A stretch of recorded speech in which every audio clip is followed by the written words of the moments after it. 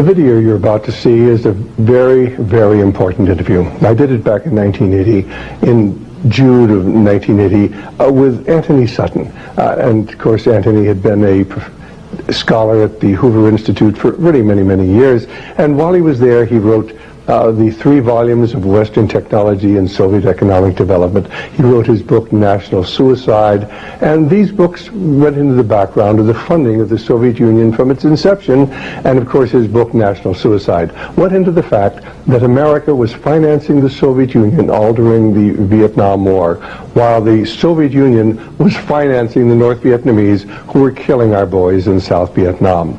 In fact, everything was done to prevent Professor Sutton from either publishing the 3rd volume of Western Technology or his book National Suicide. Tremendous pressure was brought to bear on his publisher so that National Suicide could not be brought out. So the American people were not to know that during the Vietnam War we were financing indirectly the North Vietnamese. Well, let me just show you a few of the books that Professor Sutton has written, and these would include, of course, the Western Technology and Soviet Economic Development, Wall Street and the Bolshevik Revolution, Wall Street and FDR, Wall Street and the Rise of Hitler, and of course National Suicide. He's probably written at least 10 other books, including the Federal Reserve Conspiracy, the Trilateralists over Washington, volumes 1 and 2. He's written extensively on the Skull and Bone Society, on gold, on diamonds. Certainly Antony Sutton is one of the finest writers that we have within the conservative movement today. And for the last 20 years, he hasn't been doing interviews. I've contacted him a number of times, asked him to do radio interviews with me, but he is unavailable. I think that you're going to find that this interview will explain to you who it was who financed Adolf Hitler and gave him the capability of waging war against the West, who it was who financed the Bolshevik movement after it was established in 1917 and kept it going until the Berlin Wall came down in 1989. You're going to learn about the Trilateral Commission. You're going to learn about who controls the media in the United States. Indeed, who is the invisible government and what the ultimate goal of that invisible government is, and why that invisible government financed Adolf Hitler and finances communism and has financed communism since its inception. And now to Antony Sutton. Dr. Sutton, you wrote 3 series of books while you were a research fellow at the Hoover Institute. Can you give me basically the background of the content of these series? Yes, the series I wrote at the Hoover Institution at Stanford University concerned the transfers of Western technology to the Soviet Union, and essentially comprised 3 individual books. Each book covers a period of time since 1917. And then you wrote a second series of books on Wall Street. Yes, these were trade books. In other words, they're not academic books. They're written for the general public. They concerned the build-up of the 3 types of socialism: Bolshevik socialism in Russia, what we might call welfare socialism in the United States, and Hitlerian or National Socialism. And each book examines the financing and the contributions made by Wall Street, by international bankers, to the development of that specific form of socialism. Now, in your research and analysis, and your efforts to bring out the facts about what was going on in our society, did you encounter any effort to discourage you, to prevent you from bringing out the background of America's involvement in the financing of international communism? Yes, very definitely. For example, when I was at the Hoover Institution, in 1972, I went to Miami Beach to give some testimony before the Republican National Committee. And although a congressman had hand-delivered to the wire services this testimony, which was later printed, the wire services refused to transmit it to the newspapers. Then when I got back to the Hoover Institution in California, I was called into the office of the director, and I was told in no uncertain terms not to make any more speeches like that, and that this information should not be made public. This was the information that we were giving the Soviet Union the technology to develop its war potential? Oh yes. At that time, we were in Vietnam, and as you know, the Soviets were supplying the North Vietnamese. This was 1972. 1972, yes. And for example, I knew that the Gorky plant, which was built by the Ford Motor Company, but the Gorky plant in Russia produces the Gaz, a series of vehicles. The Gaz vehicles had been seen on the Ho Chi Minh Trail. We were supplying equipment to the Gorky plant in the middle of the Vietnamese War, and these trucks were being used to carry ammunition supplies which were killing Americans. Now, I thought this was morally wrong, and I said so in Miami Beach and at the Hoover Institution. And it was this type of information that was suppressed. And so what eventually happened as far as your activities at the Hoover Institution were concerned? Well, I didn't pay much heed to the warnings. I published a book called National Suicide in the following year, which summarized our assistance to the Soviets, our military assistance to the Soviets. And when that book came out, again, there was great pressure to stop the book. There was pressure on both the publishers and me personally. And I felt I couldn't take this, and a few years later I just left the Hoover Institution. Since 1975 I've been an independent author without any ties whatsoever. Let's go a little bit into the background of the financing of the German war machine that we fought in the period 1941 to 1945. Could we start first of all with the original financing of Hitler between 1922 and 1923 when he was first making his effort to come into prominence in Germany? The original financing of Hitler, that's in the years 1922, came only partly from Germany. One of the most prominent Americans concerned with financing Hitler was Henry Ford. In fact, Henry Ford received a medal in 1938 for his assistance to the early Nazi Party. Then, of course, Hitler had his attempted push in 1923. He went to jail, and then we began another era in the rise of Hitler. Right, and of course he eventually came to power in 1933 by the electoral process. What about the financing of Hitler's electoral activities in 1933? This I can trace. I have traced it very exactly. I discovered amongst the Nuremberg records a series of bank transfer slips to the Delbruck-Schickler Bank in Berlin to an account which was under the control of Rudolf Hess. And this was the fund that was used to finance Hitler's access to power in March 1973. And amongst the corporations that transferred money to Hitler, I find not only R.G. Farben, which is quite widely known, but also German General Electric, AEG, which is under the control of General Electric in the United States, or was at that time, and companies like Osram and... Now, what was the tie-in between Osram and General Electric? The tie-in was a share tie-in. International General Electric in the United States had controlling interest in German General Electric, and also through share interlocks, a controlling interest in Osram in Germany. So then we have Ford and we have General Electric helping to finance Adolf Hitler's rise to power. Were any other large American corporations involved? Very definitely. Standard Oil, through its technical association with I.G. Farben, for example, Germany could not have gone to war in 1939 without tetraethyl. You need tetraethyl to raise the octane value of aviation gasoline. Germany had no means of doing that. This was developed in the ethyl laboratories in the United States and transferred to Standard Oil through its technical association with I.G. Farben.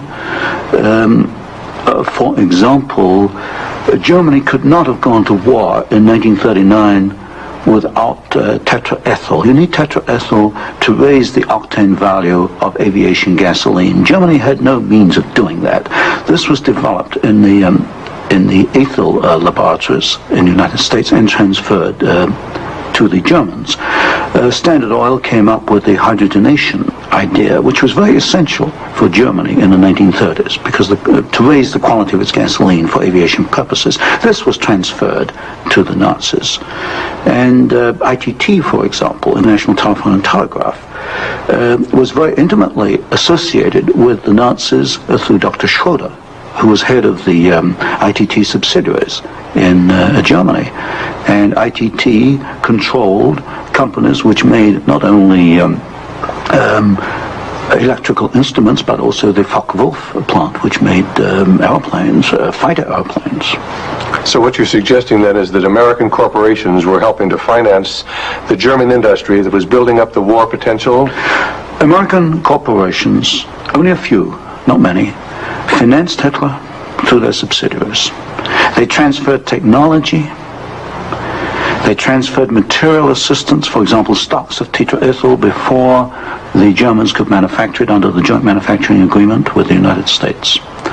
And also they financed, as for example, Standard Oil financed in 1933 the development of the gasoline industry in Germany, which was needed to fight World War II. And that's a very interesting point. Could you go a little bit into the background of where Germany got its oil to fight the Second World War? Because certainly Germany doesn't have oil resources. Germany does not have oil resources, that's true. It used in World War II synthetic oil, which it got from coal. And the basic technical processes for the development of oil from coal came from the United States, from essentially from the Standard Oil laboratories, which had this technical assistance agreement with I.G. Farben. And of course I.G. Farben contributed something like 60% of the explosives needed by the German Wehrmacht, probably about 40-50% of the gasoline needed by the Wehrmacht and by the German Air Force, the Luftwaffe. And was there a definite interlock between I.G. Farben and Standard Oil? The interlock was at the technical level, the exchange of patents. It was through a financial technical assistance agreement. There were other interlocks with the United States through a subsidiary, I.G. Farben, in the United States. But with Standard Oil, the interlocks were at the technical and financial level. And is it a fact, it's been stated, that there were members of the board of directors of Standard Oil who were also on the board of directors of American I.G. Farben? Yes, Walter Teagle is one name that comes to mind. There were several directors. Was there an interlock with Ford between I.G. Farben and American I.G. Farben and the Ford Motor Company? Not that I can recall, not offhand. So basically what we're seeing then is American industry helping to provide the technology, helping to provide the finance, helping to provide the material that is going to allow Hitler to create his war machine. Yes, that is correct. Now, in your book, Wall Street and the Rise of Hitler, you talked about the bombing patterns during the Second World War, and the fact that it was amazing that there were certain factories that were not bombed, whereas the majority of the German factories were decimated, German-owned factories. There were certain factories that tied into this interlock we've already alluded to, that for some strange reason seemed to escape the devastation of our saturation bombing. In World War II, the German electrical industry was or should have been a prime target for Western bombing. But in practice, the German General Electric plants were not bombed. Of the 10 major plants, not one was bombed, and a half a dozen others had trifling damage, broken windows, that kind of thing. So what we have here is a very interesting case of an industry which should have been bombed in World War II, but was not bombed, and yet we have American ownership, which raises a certain amount of suspicion as to why it was not bombed.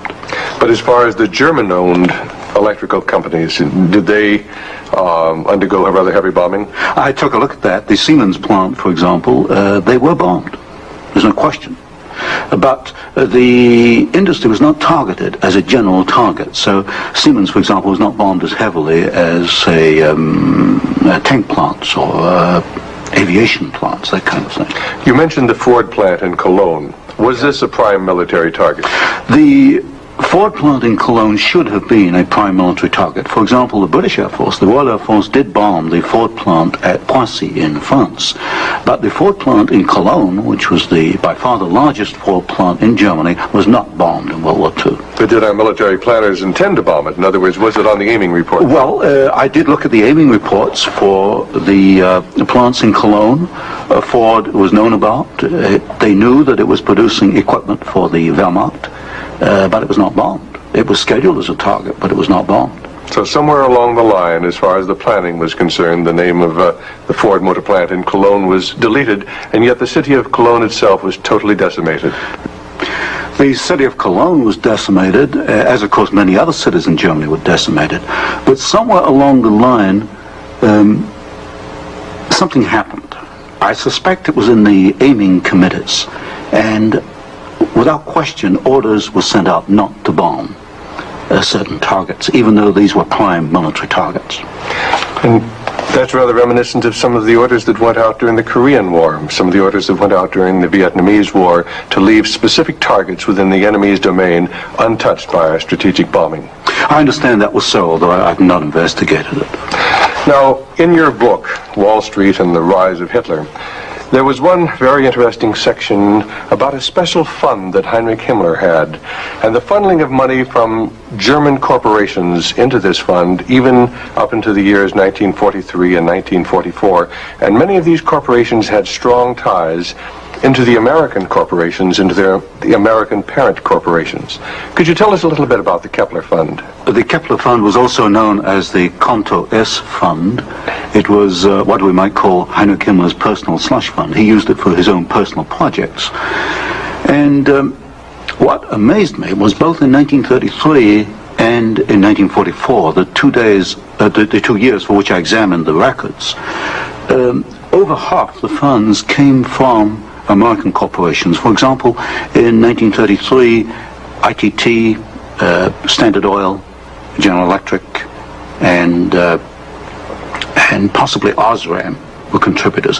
Even in 1944, in the middle of World War II, we find that ITT was funneling funds to Heinrich Himmler's fund through Schroeder, who was the chairman of the ITT subsidiaries in Germany. We also find that Depag, the Standard Oil subsidiary in Germany, was financing Heinrich Himmler, and this was in the middle of World War II. Now, were these facts ever brought out at the Nuremberg hearings? They were never brought out at the Nuremberg hearings, although the documents do exist within the files, within the records. They have not been published, as far as I know. And you actually had access to these records? Yes, there's some 400 tons of these records available, and many of them were at the Hoover Institution, or copies were at the Hoover Institution, and that's where I found the original documentation. I think it's a tragic part of our history when the American public doesn't realize the interplay then between great American corporations and the financing, the funding of the Nazi movement. Now, I wanted to talk just a little bit about the Nuremberg trials, because at the Nuremberg trials, the Nazis, the Nazi war criminals, the Nazi generals were held specifically guilty for what transpired. Were there any Americans involved? Were any Americans indicted? Were any Americans convicted as far as the financing of the Nazi war movement? Very definitely not. I looked at the criteria for what we might call war crimes under the Nuremberg Tribunal. And there's no question in my mind that certain Americans well fitted the criteria which required indictment and trial. But no Americans were ever brought to trial. Not. I looked at the criteria for what we might call war crimes under the Nuremberg Tribunal. And there's no question in my mind that certain Americans well fitted the criteria which required indictment and trial. But no Americans were ever brought to trial.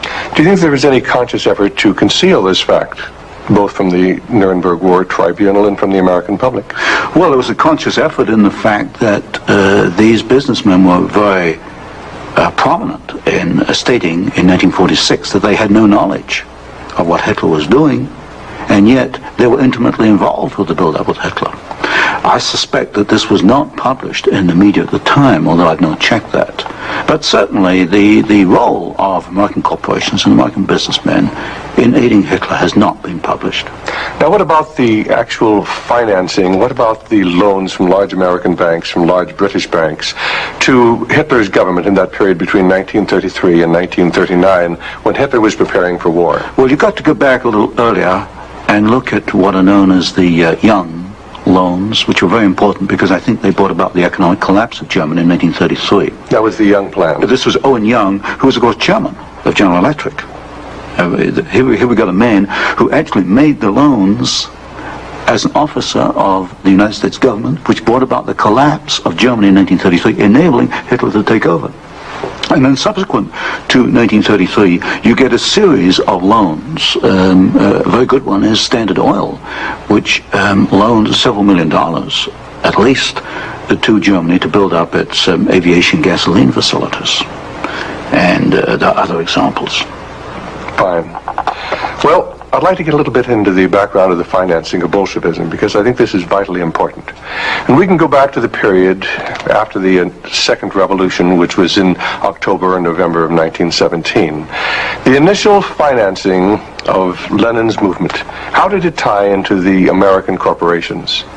Was there any American involvement in that period between 1917 and 1918 when Bolshevism was just beginning to get a foothold in Russia? Yes, there were several incidents. The most important is one involving Colonel William Boyce Thompson, who was the largest shareholder in the Chase Bank, which of course today is Chase Manhattan Bank. And I published in one of my books a copy of a cablegram which transferred funds from New York to Petrograd in December 1917, $1 million to be precise. And Colonel Thompson made the statement later that this $1 million was given to the Bolsheviks to consolidate. They had just begun to take over Russia. They only controlled Moscow and Petrograd at that time to aid the control that the Bolsheviks were extending in Russia.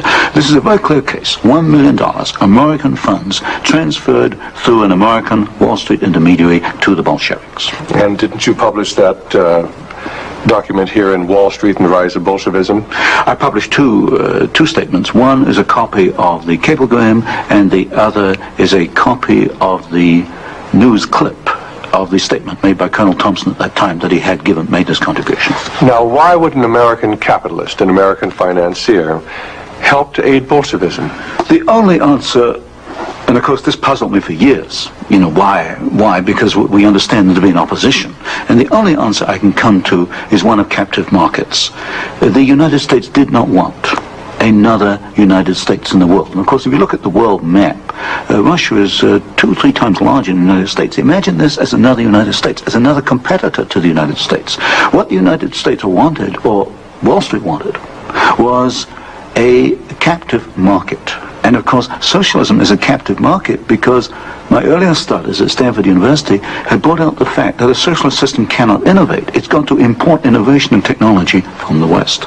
And so I think the aim behind this was to encourage the development of Marxism and other types of socialism, because this would give these Wall Street bankers control of a world market, a captive market. At the end of the First World War, Russia was devastated by famine, and America sent a relief mission. It was the Hoover mission. Do you know any of the facts surrounding the activities of the Hoover Commission? Well, there's no question that in 1922, 1923, Russia was finished. Industrial output was perhaps 8 or 10% of 1913 figures, and people were starving by the hundreds of thousands. And the Hoover mission was organized, of course, to send aid to Russia. But most of the aid went to the Bolsheviks, who controlled really quite a small part of Russia at that time. Only a very small part of the aid went to the White Russians or to the Far East. And then after 1922 and 1923, Lenin instituted something known as the New Economic Policy, or this series of 5-year plans. Can you tell us about the 5-year plans and the part that the major American corporations, major world corporations, played in building up the Soviet Union? Well, there are 2 separate phases here. The new economic policy was started in 1923 by Lenin, and I found, and I published this in my first book from Stanford, that every single Russian industry was rebuilt or restarted by foreign corporations, mostly German, British, French, and American. By 1928, Russia was back to approximately its 1913 in industrial output. And at that point, she began to think of these grandiose 5-year plans. And in 1928, Gosplan, which is the Russian government planning commission, actually designed an initial 5-year plan, but this was thrown out, it was inadequate, and American corporations were brought into Russia. And the first 5-year plan and the second 5-year plan were actually designed in the United States by American corporations. And what were these corporations? Which ones specifically were involved in the design of the first 5-year plan was by a corporation probably not known to most Americans, Albert Kahn. But Albert Kahn was the foremost industrial architect in the United States. And Albert Kahn laid out the basics of the first 5-year plan for the Soviets. And then we find, again, the same corporations involved with the construction of the plants. International General Electric, certainly, DuPont, Ford Motor, Hercules Motor, Curtiss Wright in aircraft engines, and even some corporations which today were forgotten about, like Vultee and Chance Vought. These were aircraft manufacturers at that time. And so American corporations came in and they built the first 5-year plan. But what was important, the Soviets then copied these plans, and this accounts for the tremendous Russian output. They took this initial equipment and they multiplied it, they copied it by the 100.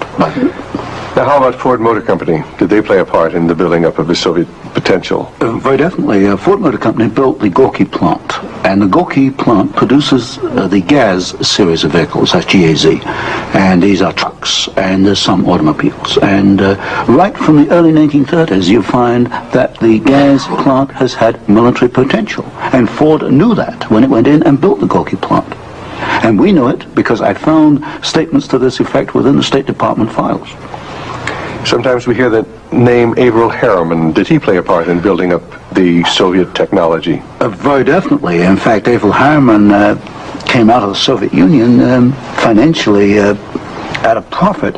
He took over the Georgian manganese concession in the early 1920s. Got this back on his feet for the Soviets, and manganese became a prime export for the Soviets, and so they were able to sell this abroad, get foreign exchange, which financed their industrialization. And then they bought out Harriman about 1929, and Averell Harriman received as compensation $1 million more than he put in the first place. How about Armand Hammer of Occidental Petroleum? Armand Hammer is a very interesting example. Armand Hammer received the first foreign concession in 1922 in asbestos in the Ural Mountains. And he also conducted for the Soviets a number of other enterprises, right down to pens and pencil manufacturing, for example. But Armand Hammer is interesting because his father, although Armand Hammer today is chairman of Occidental Petroleum Corporation, his father was Julius Hammer, who in 1919 was Secretary General of the Communist Party USA, which emphasizes the argument I made throughout my books, that at the top level, there's no difference between your top communists and your top capitalists. They interlink. You've got Armand Hammer, chairman of Occidental Petroleum. His father was Secretary of the Communist Party USA in 1919. So it's basically a power grab. It's a power grab, an international power grab. Because his father, although Armand Hammer today is chairman of Occidental Petroleum Corporation, his father was Julius Hammer, who in 1919 was Secretary General of the Communist Party USA, which emphasizes the argument I made throughout my books, that at the top level, there's no difference between your top communists and your top capitalists. They interlink. You've got Armand Hammer, chairman of Occidental Petroleum. His father was Secretary of the Communist Party USA in 1919. So it's basically a power grab. It's a power grab, an international power grab. Now, during the Second World War, why Russia was pretty well decimated once again by the German forces. What part did the American Lend-Lease program play in building up Russia's industrial capacity after the Second World War? Well, Lend-Lease built up Russia's capacity, modernized it, and expanded it during World War II. And there was some continuation all the way through perhaps to 1948, 1949. There was a program after Lend-Lease, which was supposed to be restricted to foodstuffs and industrial materials, but in effect, fact, I checked the records in the warehouses in Sutton, Maryland, I find that even after World War II, and this was against the intent of Congress, I suspect, there was a massive transfer of the latest industrial equipment to the Soviet Union under the so-called Lend-Lease program. Now, in 1948, there was a fascinating book came out by Major Racy Jordan, in which he talked about American aid to the communists as far as their ability to build nuclear weapons. Did you ever have an opportunity of verifying the facts that we had given them the heavy water, we'd given them the wherewithal to build their atomic weapons? Well, as part of the work I was doing at Stanford, I did investigate the shipping documents for Lend-Lease, and I took a sample of these documents and I checked them against Major Jordan. And broadly, Major Jordan was correct within, say, about 5%. And Major Jordan, of course, made the charge that we had shipped materials to the Soviets, 1944, 1945, which were later used in their atomic program. There is no doubt he is correct. We shipped heavy water, which is essential, but we shipped other items which are perhaps less obvious to the layman. We shipped, for example, aluminum tubes, and aluminum tubes are essential for atomic energy development. We shipped graphite, and graphite is another essential component. So generally, as far as I could check, and I checked the original government Lend-Lease document, General Major Jordan was correct. Now, as the years have gone by, of course, we see a growing Soviet nuclear threat. The Soviets now have MIRV missiles. Can you give a little of the background on how the Soviet Union, which really didn't have the technology to develop those MIRV missiles that threaten our cities today, how were they able to develop the MIRV capacity? Well, you've got to go back and look at how the Russians were able to develop a rocket, space technology anyway. What they did after World War II was American forces were held back for a while the Soviets occupied East Germany. They stripped East Germany. They took back the latest of the V2 rocket technology from Peenemünde and other places. And the V2 became the basis of the Russian space technology. Now, if you skip the intervening years, you will find when you come to the early 1970s that the Russians did not have the capability to MIRV their missiles. And in particular, they lacked the ability to produce the very precision, micro-miniature ball bearings that are needed for the control systems. There was only one company in the world, Bryant Chuck and Grinder, which could make the machinery which machines the races within which these ball bearings run. And without those races, you just cannot make MIRV missiles in any quantity. You can make one off, but not in quantity. Bryant Chuck and Grinder was allowed to ship to the Soviet Union 45 of these machines at a time when we only had 33 in the United States. But wasn't there any objection to doing this? I objected at Miami Beach in 1972. Other people objected, but the objections were squashed. And predominantly at fault here is Henry Kissinger and the incoming administration, the incoming Nixon administration. This was known, I'm sure it was known in DOD. If I knew it, then certainly DOD knew it. But the objections were squashed, and there was suppression of the information. And so once again we see America building up the military capacity, the nuclear threat from the Soviet Union. Well, this goes, when you talk about MIRVing of missiles, you're talking about a quantum jump in your military technology.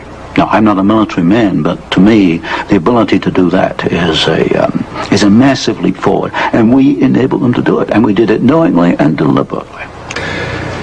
During the Vietnamese War, the Soviet Union and the Eastern European satellites were the primary suppliers of war materials to the North Vietnamese who were killing American boys in South Vietnam. Would you comment on our aid and trade with the Soviet Union and with the Eastern European satellites during that period of time? Well, there's no question that the Soviets were the prime suppliers of military equipment and suppliers to the North Vietnamese. Let me give you an example. The American pilots, as they flew over the Ho Chi Minh Trail, described the trucks that they were seeing as American trucks. Well, they were American trucks because they came from the Gorky plant, and Gorky was built by Henry Ford. And so you have the situation where we were in effect supplying both sides in the Vietnamese War. But the trucks were being built by the Soviet Union. However, were they getting any materials from the United States to help build those trucks? Yes, in the early 1970s, I know specifically of shipments of equipment into the Gorky plant while the war was going on, which in effect were aiding the Soviets to build more trucks to be used by the North Vietnamese. How about loans? Was America extending loans to the Soviet Union during this period when they were the primary financiers of the North Vietnamese? Yes, beginning about 1970, there was a massive grant of loans to the Soviet Union. I'd say by about 1976, it must have totaled perhaps $40 billion outstanding. And so this, of course, these loans were used to enable the Soviet Union to purchase industrial equipment in the United States, and this industrial equipment was used to manufacture, in part, military supplies which were used against us in Vietnam. How about Russian shipping that was being used to ferry supplies to North Vietnam? Shipping is a very interesting example because the Soviets published a shipping register about 6,000 ships, and I analyzed every one of these ships, both the origin of the technology of the ship itself, the hull, and the engine. Most of them are marine diesel engines. And I find that 60% of the Soviet merchant marine, which of course has military usefulness, 60% was built abroad. Only 40% in the Soviet Union, and that largely to Western design. But when you come to marine diesel engines, you find something really fascinating. You find that 80% of the marine diesel engines in Soviet merchant ships are Western engines, Burmeister and Wain of Copenhagen, Sulzer of Switzerland, Fiat of Italy, because that name has come up before. But the other 20% of marine diesel engines built in the Soviet Union are built to Western design under technical assistance contracts from Sulzer and Burmeister and Wain. So in effect, there could be no Soviet merchant marine without assistance from the West. How about the building of the Kama River plant? Kama River was built in the late 1960s, early 1970s. The basic design, the contract was let to the Italian firm of Fiat. Giovanni Agnelli is the chairman of the board. And this is important because Agnelli is tied in with Chase Manhattan Bank. He's on the International Advisory Committee of Chase Manhattan. What caught my attention was that Fiat does not manufacture automobile manufacturing equipment. All the Fiat plants in Italy contain American equipment. And what I found was that the equipment was coming, perhaps about 60-70% of it, from the United States, from major automobile equipment suppliers in the United States. I think it was known as the Fiat plant as a cover to perhaps divert attention from the fact that during the Vietnamese War, we were building the largest plant in the world. It covers 36 square miles. We were building for the Soviets, with American equipment, the largest plant in the world. And so it was called the Italian Fiat plant, and I think this was a blind. And so they were building their trucks and armored personnel carriers and other things that could be used then for warfare in South Vietnam? We knew that the Kama plant had military potential. In 1972, I wrote it in National Suicide. I said as much in Miami Beach in 1972. This plant has military potential. It can produce military vehicles. We knew it. And of course today in Afghanistan, we find that the Kama vehicles that are there in Afghanistan today from the Kama plant built by American and Italian companies. And it was after that the Kama plant had military potential. In 1972, I wrote it in National Suicide. I said as much in Miami Beach in 1972. This plant has military potential. It can produce military vehicles. We knew it. And of course today in Afghanistan, we find that the Kama vehicles that are there in Afghanistan today from the Kama plant built by American and Italian companies. And it was after you brought out this information that efforts were made to suppress your book, National Suicide, and your other studies? Yes, because I was bringing out the fact that the Kama River plant had military potential, that we were moving the missiles with the Bryant chucking grinder equipment, and of course other facts along these lines. And what sort of pressure was brought to bear upon you? What sort of pressure was brought to bear upon the publisher of your book, National Suicide? There was pressure on the publisher to prevent publication, to stop publication. He refused to do so. There's pressure brought upon me first to withdraw the book, and then a rather deceitful sort of pressure. It was claimed at the Hoover Institution that I had plagiarized Volume 3 of my Western Technology series, which was being published by Stanford University. Well, firstly, I challenged them to point out the plagiarization, and nobody could find even two sentences that matched up. But then I pointed out that I cannot plagiarize my own work. I hold the copyright on both books, and nowhere in the world can I plagiarize myself.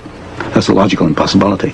And then gradually it built up over the following years that my research was perhaps going a little out of what was perhaps required or welcome would be a better word, and it should be confined within more narrow boundaries. And at that point in 1975 I left the Hoover Institution, and since then I've become an independent author, and I can publish what I want to publish.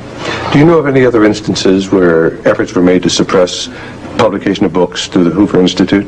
I know one example, one I was personally aware of, and that was Julius Epstein's book on Operation Cube Hall, which is a very important book on the treatment of Russian prisoners of war in Germany after World War II. This book was in manuscript for several years, and he was not allowed to publish it. I heard that firsthand from Julius. Right, and eventually it was, of course, brought out. It was at a later point. Now, another example I can give is my own Western Technology series. The third volume of that was held in galleys for 1 year. Now, it costs a lot of money to hold a book in galleys, because when a book is in galleys, you want to get it out on the market to start recouping your investment. That book was held in galleys for 1 year because it was not politically wise or acceptable to publish it at that time, even though it was an academic book. Now, you've done some fascinating studies on the Trilateral Commission. Can you tell us about the Trilateral Commission? The Trilateral Commission is a private organization founded by David Rockefeller in 1973. It was essentially financed by Rockefeller and some of the foundations, Kettering Foundation, Danforth Foundation, Ford Foundation. Ford Foundation is a very major contributor. And the stated objective is to encourage discussion amongst what they call the trilateral regions. I should point out that of the 300 members, 1/3 come from the United States, 1/3 from Japan, and 1/3 from Europe. But in effect, I find that the actions of the Trilateral Commission are very much self-interested on the part of the international banking community in New York. Now, as far as the Trilateral Commission's influence on the American government is concerned, it's been said that there was a very excessive representation of the Trilateral Commission in Jimmy Carter's cabinet and in Jimmy Carter's administration. Well, excessive is rather an understatement. I think there's some 200 million people in the United States. There are only 77 trilateral members who are American. Out of that 77, I counted no fewer than 18 trilateralists. That's about 1/3 of the American trilateral contingent turns up in the Carter administration. Mr. Carter himself was a trilateral, Mr. Mondale, Mr. Brown, Mr. Vance, Mr. Blumenthal, Mr. Brown, Secretary of Defense. In other words, they occupy all the senior cabinet and sub-cabinet posts. In fact, there's some key committees, intelligence and defense committees, which are only comprised of trilaterals. So here you've got 77 Americans selected by one man, David Rockefeller, who's chairman of Chase Manhattan Bank, and we find that they turn up in the key controlling positions in Washington under the Carter administration. And would this suggest to you that perhaps we do not select the government, that it is selected by these people who work behind the scenes? You can come to no other conclusion. If you look today at who's running for office, you find Mr. Bush is a trilateral, you find Mr. Anderson is a trilateral, Mr. Carter's a trilateral. We find articles appearing in Newsweek magazine, Time magazine, U.S. News and World Report, many of the major media telling us there's really nothing to be concerned about from the Trilateral Commission. Is there any interlock between the Trilateral Commission and the major media in the United States? Yes, there is an interlock, particularly in the news media. For example, the Chicago Sun-Times, the executive editor there, James Hoagie, is a trilateral.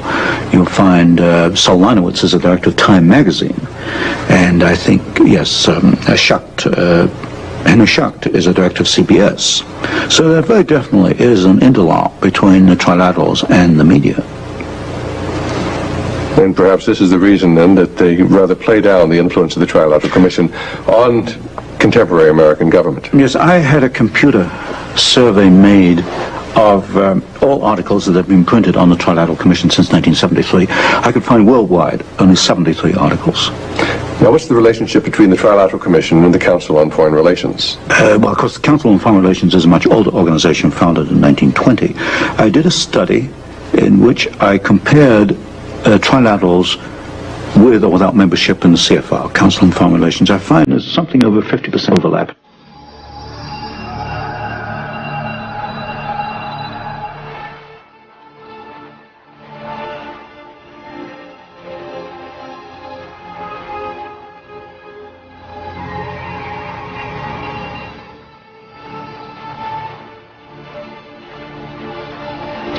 In Senator Goldwater's book, With No Apologies, on page 280, he wrote, "The Trilateral Commission is intended to be the vehicle for multinational consolidation of the commercial and banking interests by seizing control of the political government of the United States."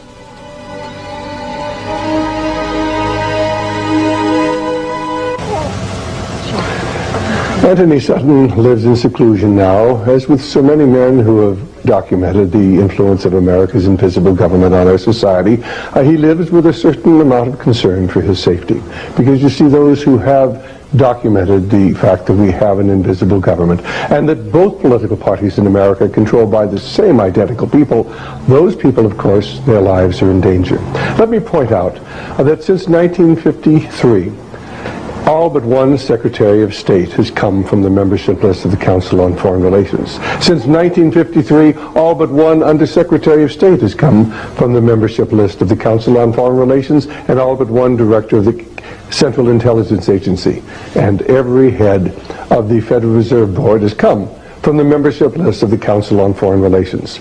Of the last 9 American presidents, 6, possibly 7, have come from the membership list of the Council on Foreign Relations, which is indeed the invisible government of the United States. Now, to understand the background of how this all came about, I'd suggest our video, The Descent into Darkness, which will document the origins of the Council on Foreign Relations, originally from the secret society that Cecil Rhodes created in 1891. And of course, then the various front organizations, the Round Table, the Royal Institute for International Affairs in England and throughout the British Commonwealth, and of course, in America, the Council on Foreign Relations really is a front group for the American branch of the Round Table and for the J.P. Morgan banking interest. Now, if you'd like to document what I'm telling you, a wonderful book. It was written by Professor Carroll Quigley, who was Bill Clinton's mentor when Bill Clinton attended Georgetown University back in the 1960s. In fact, Professor Quigley was a liberal college professor who had a tremendous influence on many of his students, and Bill Clinton even mentioned Professor Quigley when he accepted the Democrat nomination for the presidency back in July of 1962. And when he was accepting the Democrat nomination, he talked about when he'd been a student, he'd heard John Kennedy's call to citizenship, and then as a student at Georgetown University, he heard that summons clarified by a professor named Carroll Quigley. Now, in 1966, Professor Quigley wrote a book entitled Tragedy and Hope, A History of the World in Our Time, in which, in 1,348 pages, he outlined the entire history of modern times and the secret society which had come to dominate the American government. The book was published by Macmillan Company. In fact, it was so revealing that almost immediately the publishing house was bought up, and someone who worked for the new publisher destroyed the plates to the first half of Professor Quigley's book. In 1966, Professor Quigley wrote a book entitled Tragedy and Hope, A History of the World in Our Time, in which, in 1,348 pages, he outlined the entire history of modern times and the secret society which had come to dominate the American government. The book was published by Macmillan Company. In fact, it was so revealing that almost immediately the publishing house was bought up, and someone who worked for the new publisher destroyed the plates to the first half of Professor Quigley's book. If you doubt what I am telling you, we actually have a taped interview which I found in Professor Quigley's papers back at Georgetown University when I went through them back in 1980, and we offer that taped interview with Professor Quigley where he tells how somebody destroyed the plates the first half of his book, and then how his publisher refused to reprint the book even though there was demand from all over the world. That's available in our 4-tape set, the secret government, available from Radio Liberty by calling 1-800-5-HIV-WAR. Now, of course, the Council on Foreign Relations is not the only organization working behind the scenes to change America from a free society into a corporate socialist or fascist society. There are many organizations, and that story is told in our video entitled The Brotherhood of Darkness, and the true story of the murder behind the Orient Express, and of course is contained, at least the soundtrack, in our 4-tape set, Secret Societies. Ladies and gentlemen, America is in terrible trouble. Have you ever noticed it really doesn't seem to matter whether we have the Republicans or Democrats in control of Congress or in control of the White House? The same foreign and domestic policies continue. In fact, if you read Senator Barry Goldwater's book, With No Apologies, on page 279, he will tell you that, you know, since the late 1940s, shortly after the war, there have been 4 Republican presidents and 3 Democrat presidents, and he was, of course, taking us up till 1979 when his book was written. And he said, you know, other than the first 7 years of the Eisenhower administration, it didn't matter whether the Republicans or Democrats were in control of the White House because we had the same identical foreign policy. If you read Professor Quigley's book, Tragedy and Hope, A History of the World in Our Time, on page 1247 and 1248, he will tell you that what we really need are 2 political parties that are just the same, so we can vote the scoundrels out at any time, but nothing will change. The same foreign and domestic policies will continue. In fact, Professor Quigley, on page 324 of his book, Tragedy and Hope, the one where the pages, the plates, the first half of the book were actually destroyed by someone, and the publisher refused to ever reprint the book in its entirety. Professor Quigley tells us that the central banks of the world are working to create a feudal system by which they can control the governments, and then the governments will control the people of the world. The true objective of what's going on today is the establishment of a one world government, a new world economic order, and a new world spirituality. And behind everything that is transpiring today are dark and sinister spiritual forces. For indeed we are engaged in a spiritual battle. If you read Ephesians 6:12, you'll find this reference. For we wrestle not against flesh and blood, but against principalities, against powers, against the rulers of the darkness of this world, against spiritual wickedness in high places. Wherefore take unto you the whole armor of God, that you may be able to withstand in the evil day, and having done all, to stand. Ladies and gentlemen, the forces which control the Council on Foreign Relations and the Trilateral Commission and the Bilderbergers and the Masonic Movement and the Skull and Bones Society and the Federal Reserve Board and the central banks of the world are joined together in a continuity of evil. There are dark and sinister spiritual forces in the world today. They have financed communism since its inception. They financed Adolf Hitler. They took us into a no-win war in Korea. They took us into a no-win war in Vietnam. And of course today they are building up the military potential of communist China. Will America survive as a free nation? Only if the people of this nation are willing to join together and become informed, become involved in the political process.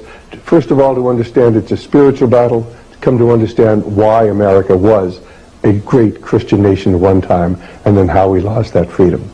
We are told by Abraham Lincoln, and this is what he wrote back, or what he said back at the Lyceum in Springfield, Illinois, in about 1840. At what point should we expect the approach of danger? By what means should we fortify ourselves against it? Should we expect some transatlantic giant to step the ocean and crush us with a blow? Never. All the armies of Europe and Asia combined could never by force take a drink from the Ohio or make a mark on the Blue Ridge. Then at what point should we expect the approach of danger? And I answer, if it ever reaches, if it must spring among us, it can never come from abroad. If destruction be our lot, we ourselves must be its authors and its finishers. As a nation of free men, we should live on through all time or die by suicide. And then let me close with that wonderful quotation from James Russell Lowell, written in 1844, and this is what he wrote. Once to every man and nation comes the moment to decide. in that strife of truth with falsehood for the good or evil side. Some great cause, God's new Messiah, offering each the bloom or blight, and the strife goes on forever twixt the darkness and the light. Then to side with truth is noble, ere to share her wretched crust, ere her cause brings faith, fame, and fortune, and is 'tis prosperous to be just. Then it is the brave man chooses, while the coward stands aside, until the multitudes make virtue of the faith they have denied. Though the cause of evil prospers, yet his truth alone is strong. Though our portion be the scaffold, and upon the throne be wrong.